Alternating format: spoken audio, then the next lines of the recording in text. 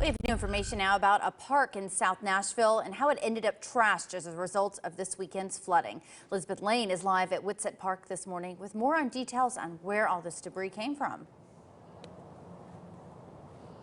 And Nikki, not only is the park impacted, but also the homes in the neighborhood just nearby. I spoke with Councilwoman Jenny Welsh. She told me it appears that much of this debris has come from a restaurant supply company. I want to show you what I'm talking about here. We've got all kinds of different things out here. We've got trash bags. There's some empty containers. There's even things like laptops, Clorox wipes, computers, and keyboards. We have literally seen it all out here. And right now the cleanup process is underway. There are some local people who volunteered to come out who live here and just want to see this cleanup.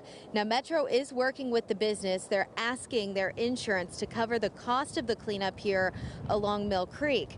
Neighbors say between the trash and the smell, this causes them a lot of heartache. And of course, it brings back memories from the flood of 2010. Councilwoman Welsh, however, is urging everyone to be extremely careful as some of this debris could be hazardous. And I encourage them to stay away from the water, to stay away from the bridge, and really just go along the street level. There is enough debris along the streets, down Curry, down Wimpole. I think that's safer just to stay away from areas that have been covered with mud, that were covered with water. And right now, Metro Water Services is still working very diligently to figure out how they will dispose of all of this debris once it is collected. They say very soon they will be coordinating a massive effort to get all of this cleaned up, which undoubtedly will take a lot of time.